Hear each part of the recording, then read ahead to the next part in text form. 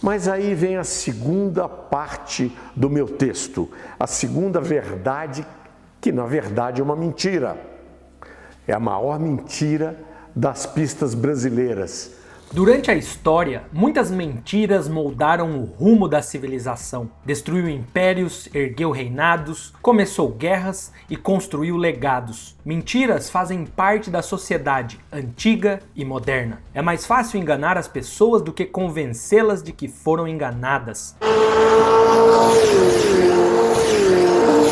A Stock Car sempre se apresentou como a verdade do automobilismo brasileiro, e por muito tempo ela foi. Mas quando olhamos mais de perto, o que vemos não é mais a verdade, e sim um palco cheio de disfarces. O que antes era sinônimo de velocidade, técnica e orgulho nacional passou a ser marcado por manchetes negativas, crises e decisões que beiram o absurdo. Nos últimos anos, os escândalos se multiplicaram, corridas decididas nos tribunais, regras confusas que pilotos e nem torcedores entendem, erros grotescos de direção de prova, carros que não funcionam como deveriam. Ao mesmo tempo, a categoria parece mais preocupada em agradar influenciadores digitais e convidados VIP do que os fãs de arquibancada, aqueles que carregaram a Stock Car por mais de 4 décadas. Bajuladores dizem estar tudo bem, mas o que vemos é uma categoria que tentou acompanhar tendências, vendeu sua alma, fracassou por fazer e tropeça em suas próprias decisões. Como uma categoria raiz, selvagem, emocionante, orgulho nacional se tornou tão irrelevante? Como um campeonato que já foi símbolo de profissionalismo virou alvo de piadas e críticas? E agora, como lidar com esses conflitos que ameaçam a sua essência? Essa é a história da verdade que se tornou mentira, da mentira que decidiu seguir agendas, das agendas que entraram em rota de colisão com o seu próprio público. Stock Car, a corrida de mentira. Prólogo. Agora, que tal entrar no túnel do tempo da Stock Car?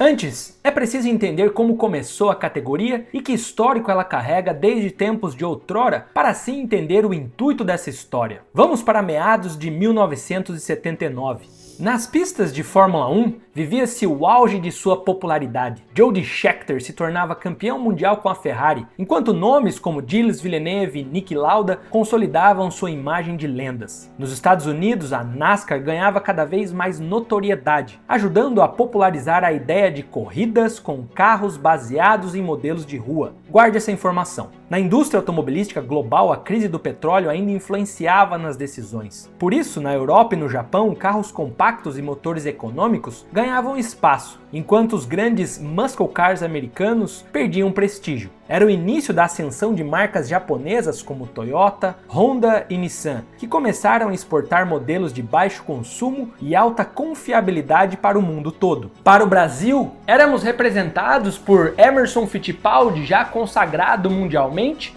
e Nelson Piquet, surgindo como promessa que logo se confirmaria na principal categoria do planeta. Nas ruas, os carros eram símbolos de status. O Fusca seguia como líder absoluto de vendas, mas modelos como o Chevrolet Opala, o Ford Corcel e o Fiat 147 representavam a diversidade da frota brasileira. Ok, contexto dado. Vamos para o vácuo deixado pela extinção da Divisão 1 no fim dos anos 70, que abriu espaço para algo novo. Pilotos, equipes e principalmente a General Motors do Brasil perceberam que o automobilismo nacional de turismo precisava de uma reconstrução. A ideia central era simples: criar uma categoria de carros de rua preparados, que fosse competitiva, com custos controlados e, ao mesmo tempo, funcionasse como vitrine para as montadoras. Foi nesse cenário que surgiu a proposta apresentada por Reinaldo Capello, piloto e revendedor Chevrolet em São Paulo. Capello levou à direção da GM em São Caetano do Sul o plano de estruturar um campeonato totalmente novo, usando o Opala como base, um carro que, desde 68, havia se consolidado como um ícone das ruas brasileiras e se mostrava resistente presente nas pistas. A resposta da fabricante foi positiva. A GM abraçou o projeto e o reposicionou não apenas como campeonato, mas como uma ferramenta de marketing. O nome escolhido foi um golpe de mestre, Stock Car, que remetia diretamente à NASCAR americana, embora adaptado ao formato brasileiro. Ao mesmo tempo em que evocava a imagem de uma competição internacional consolidada, o título desviava a atenção do fato de ser, no início, uma categoria monomarca da Chevrolet. O regulamento foi desenhado com dois pilares: redução de custos e equilíbrio técnico. O objetivo era impedir que a competição se transformasse em uma guerra de orçamentos. Por isso, a preparação era limitada e os carros utilizavam motores Chevrolet 6 cilindros em linha, robustos, confiáveis e relativamente baratos de se manter. Essa padronização garantiria grids cheios e promessas de disputas equilibradas. A estreia aconteceu em 22 de abril de 79, no Autódromo Internacional de Tarumã, no Rio Grande do Sul. O grid reuniu 19 carros, todos Chevrolet Opala preparados dentro do novo regulamento. A pole position ficou com José Carlos Palhares, conhecido como Capeta. Porém, quem entrou para a história como o primeiro vencedor da Stock Car foi Afonso Giafone, piloto experiente e representante de uma família tradicional do automobilismo. Com uma largada sólida, organização clara e identidade bem definida, a Stock Car nascia já como a principal categoria de turismo do Brasil, prometendo preencher o espaço vazio deixado pela Divisão 1 e criar um novo espetáculo para o público ávido por corridas. Depois do sucesso da estreia em Tarumã, a Stock Car rapidamente mostrou que tinha condições de crescer por todo o Brasil. O público começava a se reconectar com a ideia de ver carros nacionais de rua transformados em máquinas de competição. E a GM, satisfeita com o retorno de imagem, passou a investir mais na estrutura. Logo nos primeiros anos, o regulamento se provou funcional: grids cheios, custos relativamente controlados e provas equilibradas. Os Opalas 6 cilindros dominavam as pistas, criando corridas cheias de ultrapassagens e duelos de estilo porta com porta. Era um contraste direto com o que a Divisão 1 oferecia nos seus últimos anos: previsibilidade e desinteresse. Ainda na primeira metade da década, a categoria começou a atrair pilotos experientes, vindos de outras categorias. E o que estava bom ficou ainda melhor.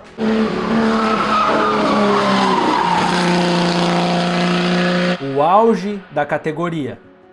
O exemplo mais emblemático foi o de Ingo Hoffmann, que retornava ao Brasil após competir na Fórmula 1 pela Copper-Sucker Fittipaldi. Sua chegada no fim da década mudou para sempre a história da Stock Car. Hoffmann conquistou seu primeiro título em 89 e daria início a uma sequência inédita de conquistas que o transformaria em 12 vezes campeão, consolidando-se como o maior nome da categoria até os dias atuais. A Stock Car também ousou fora do Brasil. Em 1982 foram realizados duas etapas no Autódromo de Estoril, em Portugal, marcando a primeira incursão internacional da categoria. Foi uma demonstração de ambição. Além de consolidar o mercado interno, havia interesse em projetar o automobilismo brasileiro no exterior. Tecnicamente, a primeira grande virada aconteceu em 87. Quando a GM, reduzindo seu envolvimento direto, a categoria buscou alternativas para manter-se competitiva e atrativa. A solução foi radical. Os carros receberam carenagens desenvolvidas pela fabricante de ônibus Caio, aplicados sobre o chassi do Opala. O resultado foi um visual mais moderno e aerodinâmico, que aproximava os carros de protótipos e ao mesmo tempo melhorava o desempenho. Além disso, a segurança também evoluiu, acompanhando a tendência internacional de proteger mais os pilotos em campeonatos de turismo. Essas mudanças deram sobrevida e credibilidade à categoria, mostrando que a Stock Car tinha capacidade de se reinventar e adaptar-se às necessidades do público e do mercado. Com a base criada nos anos 80, a Stock Car entrou nos anos 90 ajustando o próprio modelo de negócio. A GM voltou a colocar dinheiro e estrutura na categoria, além de reforçar a organização esportiva. Passou a produzir os carros em sua própria fábrica, um passo para padronizar qualidade técnica e segurar custos num campeonato que precisava de previsibilidade para crescer. Outro grande ponto de virada aconteceu em 1994, quando o Chevrolet Ômega, até então topo de linha da marca no Brasil, substituiu o Opala como carro de referência. A lógica era clara: alinhar a vitrine das corridas ao produto do showroom, usando o mesmo carro de rua adaptado para a competição, reforços estruturais, acertos de suspensão, freios e preparação dentro do regulamento. Tecnicamente, o Ômega 4.1 de rua trazia o conhecido 6 em linha com 168 cavalos de potência e velocidade máxima de cerca de 215 km por hora. Um conjunto robusto e confiável que se traduzia bem para o uso de pista com preparações limitadas, o que ajudava a manter o equilíbrio técnico e o orçamento sob controle. Para reaquecer o público e patrocinadores, a GM lançou um pacote promocional que ficou marcado na memória do fã. As etapas passaram a acontecer em rodadas duplas, junto com a Fórmula Chevrolet, num evento batizado de Chevrolet Challenger. O detalhe que virou case de marketing na época, ingressos gratuitos distribuídos nas concessionárias. Era uma baita jogada de marketing, justamente por fazer as pessoas ávidas por corridas e amantes de carros irem até uma concessionária e quem sabe converter em uma venda. O resultado não podia ser outro: arquibancadas cheias, exposição direta ao cliente da marca e um ecossistema em que as corridas de turismo viravam plataforma de ativações comerciais tanto quanto espetáculo esportivo, dentro e fora das pistas. Mas olha que interessante, nos anos 90 a Stock Car viveu uma fase curiosa de identidade. A escolha do Chevrolet Ômega como carro oficial não foi apenas técnica, mas também uma jogada de marketing precisa. Era o que se chamava de showroom racing à brasileira. O mesmo sedã que aparecia nos comerciais de TV, nas vitrines das concessionárias, também estava no grid aos domingos e possivelmente na garagem de uma parcela dos brasileiros. Isso criava uma conexão imediata entre espetáculo e consumidor, reforçando a imagem de solidez e modernidade da Chevrolet. A ação se completava com o Chevrolet Challenger, pacote promocional que se tornou um dos exemplos mais ousados de ativação daquela época. Nas etapas, duas categorias corriam no mesmo evento e os ingressos eram distribuídos gratuitamente pelas concessionárias, garantindo arquibancadas cheias e fidelizando aos poucos a população à categoria. Do ponto de vista técnico, o Ômega, usado como base, trazia números que justificavam sua escolha. Muito embora esses dados fossem referentes ao modelo de rua e não traduzissem a performance exata das versões de pista, eles explicavam o motivo de adotar um sedã grande, estável e de manutenção conhecida como substituto natural do Opala. Bom, aqui eu não encontrei um dado confiável e unânime que indique exatamente quantos cavalos tinham os modelos de pista da Stock Car no Brasil, nos anos clássicos, entre 1980 e 2000. Há muitas variações de regulamentos que mudaram ao longo do tempo. Então, se você souber com fontes confiáveis, fica à vontade de contribuir para esse vídeo aqui nos comentários. Para a Chevrolet, era também uma forma de manter coerência entre o carro de imagem e o carro de competição, reforçando a vitrine do produto. Com essa combinação, a vitrine do Ômega e o impulso comercial do Challenger, a Stock Car atravessou os anos 90 de forma paradoxal, capaz de encher autódromos e se manter como principal categoria de turismo do Brasil, mas ao mesmo tempo lutando contra a sombra da conta apertada e a concorrência de categorias mais baratas. Mas um passo radical foi necessário para devolver a competitividade e modernizar o espetáculo. E é essa transição que marcaria a chegada dos anos 2000. Na virada do milênio, a Stock Car adotou um desenho técnico e organizacional que abriu caminho para novas marcas investirem no grid brasileiro, sem precisar desenvolver motor ou chassi próprios. O pacote era claro: chassi tubular JL, mais motor Chevrolet V8 padrão, mais carrocerias estilizadas de sedãs de linha. Isso permitiu que, a partir dos anos 2005 até 2007, o campeonato saísse do domínio óbvio da Chevrolet e se transformasse em um palco publicitário competitivo, no qual marcas podiam entrar e sair com relativa flexibilidade. Naquele ano, o clássico Vectra, pilotado por Chico Serra, seria campeão e dado pontapé do legado do carro mais bad boy que já passou pelo Brasil. Sim, aqui é a minha opinião pessoal. Mas esse salto estrutural trouxe um preço alto. A profissionalização exigiu orçamentos mais robustos, equipes passaram a depender de suportes técnicos e financeiros, e a distância orçamentária entre elas começou a se alargar. No decorrer dos anos, várias fabricantes entraram e saíram do grid, apagando esperanças e gerando desconfiança. A Volkswagen, por exemplo, com o Bora, estreou em 2006 e deixou a categoria no fim de 2007. A Mitsubishi estreou em 2005. No ano seguinte foi campeã nas mãos de Cacá Bueno e abandonou no fim de 2008. A Peugeot com o 307 sobreviveu por um tempo, e mesmo com o título de Ricardo Maurício, não conseguiu segurar o ritmo. O próprio Vectra, com 7 temporadas de 2000 a 2003 e depois de 2009 a 2011, durante essa década o papel da Chevrolet também mudou. Ela continuou como âncora técnica e estratégica, mas com modelos de carroceria em mudança, do Vectra ao Astra, mantendo a identidade da marca no grid. Essa transição ajudou a diluir o risco de abandono do sedã de linha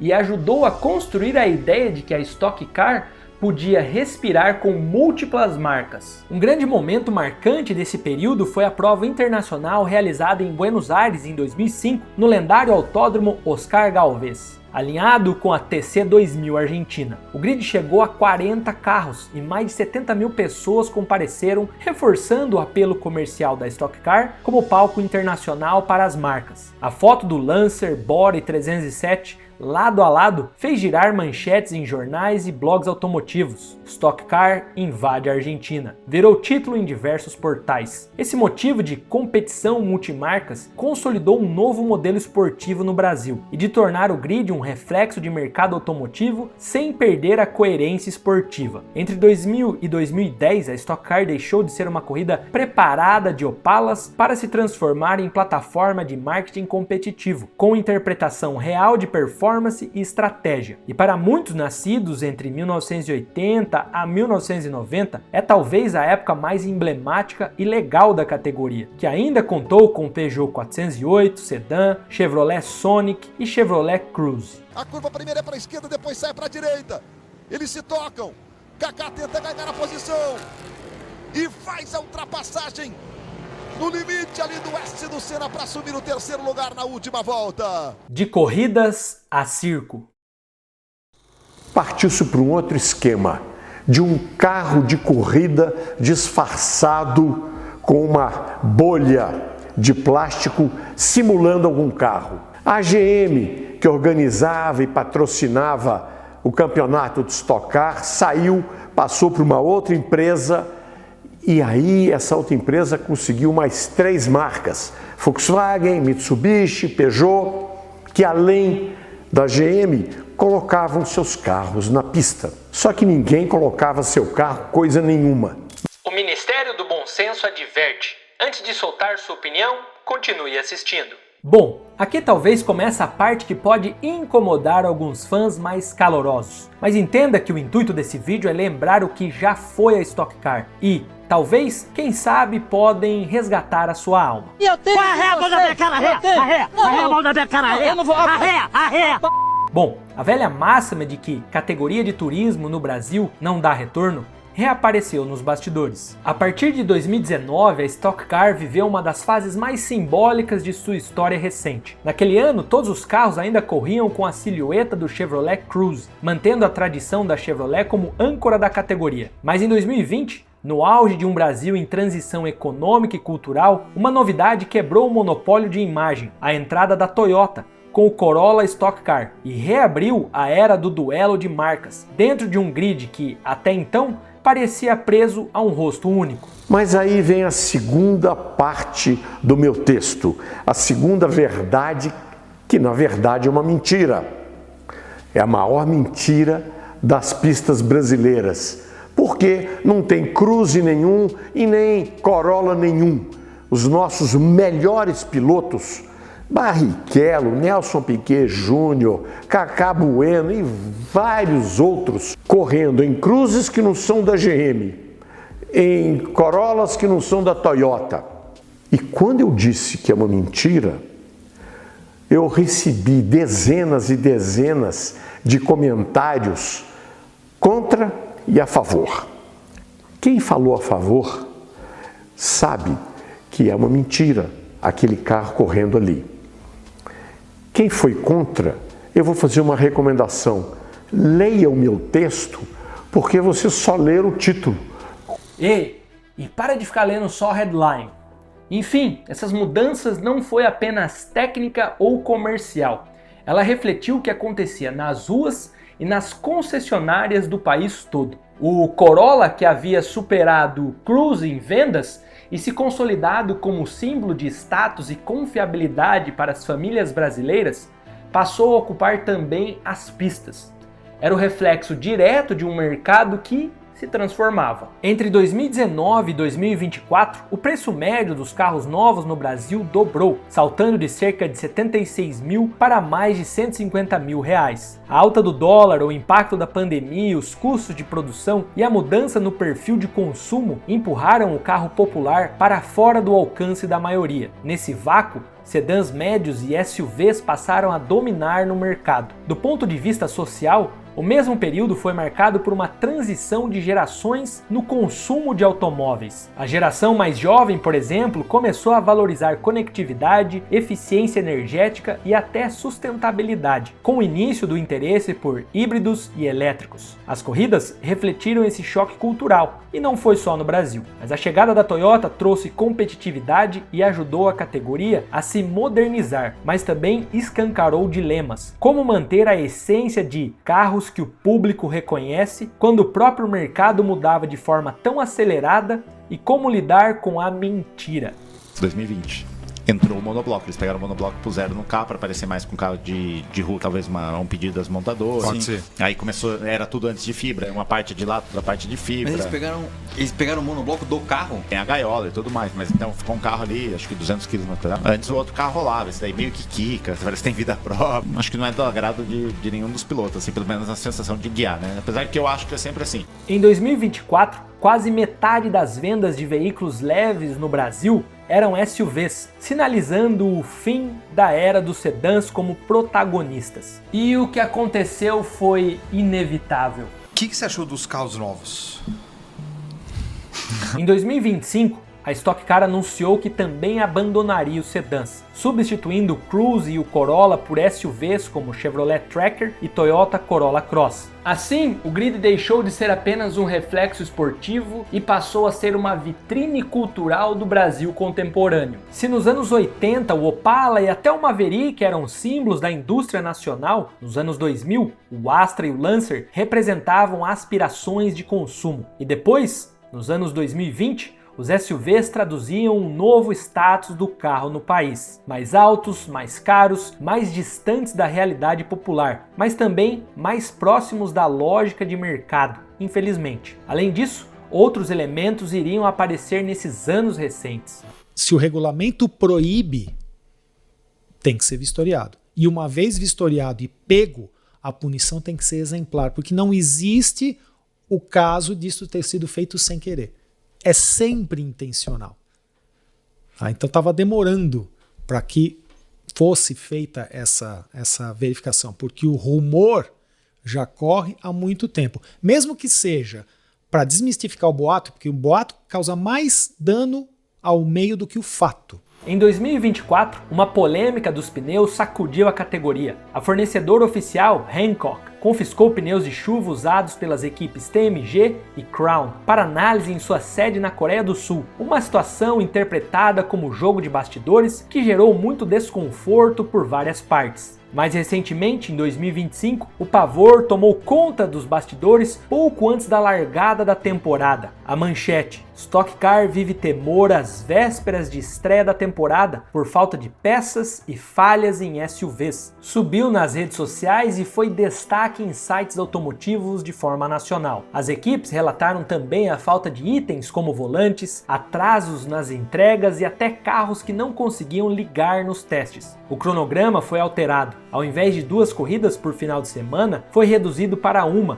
com mais treinos livres para compensar. O que foi também alvo de críticas por parte de pilotos, pois era insuficiente para testar um novo carro. Esses episódios reforçam que, para sustentar o espetáculo, a Stock Car precisava de mais do que carros bonitos. Exige logística, engenharia, política de transparência e, sobretudo, credibilidade. Gastos inerentes à competição, quando mal administrados, corroem não só a caixa das equipes, mas também a confiança do público. A categoria, que passou a se entender como moderna e multimarca, começou a carregar nos bastidores tensões com patrocinadores exigentes, impaciência de equipes e dúvidas públicas sobre a sua própria coerência. Eles evidenciavam que a Stock Car reconhece suas feridas, mas tenta se reposicionar para sobreviver. Esse momento de crise talvez talvez seja uma espécie de limpeza necessária para reconquistar ou perder de vez seu lugar no gosto nacional. A Stock Car chega à sua 5ª década de vida com uma crise de identidade mais complexa do que qualquer desafio técnico ou comercial do passado. O campeonato já sobreviveu a sedãs ultrapassados, grids esvaziados e até polêmicas judiciais, mas agora enfrenta um problema ainda mais profundo: a desconexão entre a categoria e o seu público. E não é só isso. Para mim, ainda existem outros pontos relevantes. A chamada velha guarda, aquela que lotava arquibancadas nos anos 80 e 90, está envelhecendo. Muitos fãs que acompanharam Ingo Hoffmann, Chico Serra e a era de ouro dos V8 vivem apenas agora das lembranças e do saudosismo, elevando o crescente desinteresse diante das transformações recentes, sociais e econômicas. Para eles, a Stock Car perdeu a autenticidade, substituindo corridas intensas e diretas por regras confusas, punições incompreensíveis e decisões de bastidores que mais afastam do que engajam. Uma das coisas que não acompanhou o crescimento da categoria foi a CBA. Deveria ter um critério para se largar normal ou se largar em fila indiana. E aí eu conseguiria te dar uma resposta, você concorda? Você falar para mim, o critério para largar em fila indiana é a pista estar em condição úmida 4 segundos pior que o tempo. Ok, é um critério. Se a pista tiver 4 segundos pior para largar, a gente sabe que vai largar em fila indiana. Se não tiver, vai largar em largada normal. Mas do jeito que tá, eu não sei te dizer. E aí a gente cobra, os nossos briefings são muito em cima disso. Porque você vê incidente que acontece com o piloto X e Y na corrida e esse piloto toma punição, na corrida seguinte você vê uma situação parecida e o piloto não toma punição. Aí a gente chega no briefing e fala por que esse piloto tomou e o outro não tomou. E não é pra gerar intriga, não é pra criar... É simplesmente pra gente entender o que pode fazer e o que não pode, lógico. Em paralelo, a organização tem tentado trazer novos públicos por meio de influenciadores digitais. O problema é que muitos desses convidados pouco entendem de automobilismo e, em vez de acrescentar, acabam reduzindo a credibilidade da categoria e a oportunidade de engajar com quem ainda ama automobilismo. Qual que é a velocidade que você acha que os carros atingem aqui na Stock Car? Não sei. Mas assim, mais ou menos, 100, 200, 300, 400? Ah, eu acho que mais ou menos uns 260, quase. 300 km por hora. Quase. E você consegue bater essa velocidade de bicicleta? Ó, de bicicleta eu já cheguei a 340, 360 km por hora.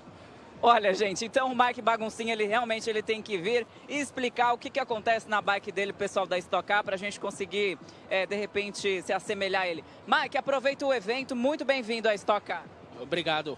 Em arquibancadas vazias surgem camarotes VIP cheios de rostos da moda, enquanto os verdadeiros fãs, os que acompanham corridas, são deixados de lado. Essa sensação de exclusão cria um contraste doloroso e passa por ser apenas isso onde a dinâmica entre novos fãs e fãs antigos é pouco usada e o bastão do interesse genuíno seja passado adiante dificilmente acontece. Há também, na minha percepção pessoal, o peso da agenda progressista que a organização tentou empurrar nos últimos anos. Em busca de alinhamento com o discurso woke global, a Stock Car trouxe campanhas e pautas sociais que, talvez, não dialogavam com o seu público majoritário, e inclusive, novamente por imposição e não por uma transição sutil. Novamente, essa é a minha percepção. A iniciativa, embora bem intencionada, resultou em rejeição e afastamento de uma base que já se sentia pouco ouvida. O choque de gerações escancarou que a transição de público precisa ser feita com sensibilidade, não com imposições. Nas mídias sociais, a fragilidade é evidente. Faltam profissionais capacitados para criar conteúdo envolvente, narrativas históricas ou formatos criativos que possam dialogar tanto com a nostalgia da velha guarda quanto com o apetite digital da nova geração. O material oficial se limita a postagens protocolares, sem alma, sem estratégia de longo prazo, incapaz de transformar corridas em histórias capazes de gerar engajamento e viralização. As redes sociais oficiais também sofrem. Faltam narrativas criativas e conteúdo que transforme cada corrida em um conto,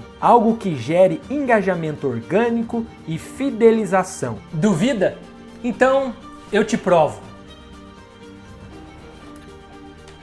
Esse é o canal oficial da categoria. Olhem comigo números de visualizações, olha o conteúdo confuso, thumbnails que pouco chamam a atenção, e aqui eu posso falar com um pouco mais de propriedade. Para um canal que está desde 2010 dentro do YouTube e nunca, jamais conseguiu gerar mais de 500 mil de visualizações, bom, para mim já mostra um pouco de desleixo com a plataforma que mais poderia ajudá-los a crescer. E sim, a culpa é inteiramente deles em não estudar a sua própria audiência e chamar a sua atenção. E aqui a minha perspectiva pessoal é às vezes sobre profissionais que estão lá dentro e que não sabem exatamente o que estão fazendo, ou têm direcionamentos um pouco equivocados, ou talvez seja a falta de interesse genuíno em estar ali, em produzir conteúdos que realmente vão impactar positivamente, ou até mesmo apenas conteúdo para preencher pautas, ou não enxergam a grande vitrine que as redes sociais e principalmente o YouTube pode ser para eles e principalmente para os patrocinadores que estão lá dentro. E aqui eu acabei de provar meu ponto em colocar alguns de forma sutil que já fez a sua memória lembrar deles. Também se tem problemas dentro das pistas, com punições tardias, bandeiras mal interpretadas, decisões contraditórias dos comissários que reforçam a imagem de retrocesso, quase amadorismo. E opções de estratégia. Corrida, 1 minuto, 21 segundos e 6 décimos. Tá faltando espaço para todo mundo e aí é problema. Aí é problema. As regras se tornaram tão complexas que muitas vezes nem pilotos entendem o que está acontecendo e o público menos ainda, e acaba perdendo a paciência, até o interesse. Como consequência, a categoria que deveria ser sinônimo de espetáculo acaba virando alvo de críticas e se torna irrelevante.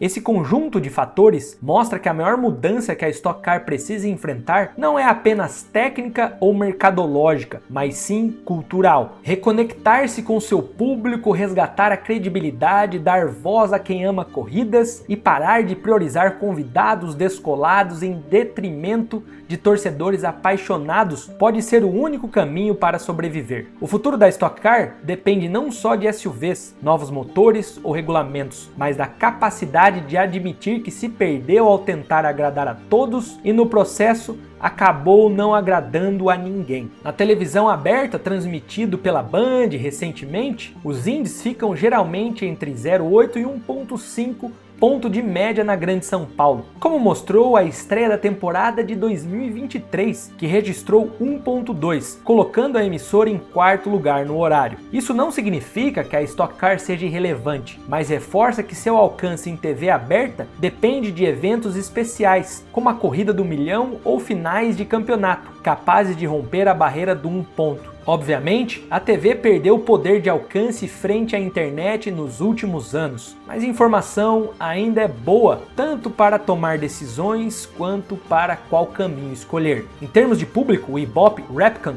mostrou em 2022 que o número de fãs da Stock Car dobrou em uma década, atingindo 38 milhões de brasileiros conectados, o equivalente a 35% da população online, isso há praticamente 3 anos atrás. Esse dado mostra que a afinidade com a categoria ainda existe e é robusta, mas não se traduz automaticamente em audiência linear na TV ou na internet. Há um público latente, espalhado em diferentes plataformas que precisa ser trabalhado. Esses números e episódios deixam claro a encruzilhada da Stock Car. Existe uma base fiel, madura e numerosa, mas ela não está sendo engajada com eficiência. A televisão ainda dá alcance nacional, mas com resultados tímidos. O digital cresce, mas em passos lentos e sem estratégia clara. E as crises fora da pista corroem a confiança. E se a categoria quiser sobreviver como produto de massa, precisará recuperar a credibilidade, investir em narrativas criativas e voltar a colocar o fã, e não apenas elas, os patrocinadores ou convidados VIP,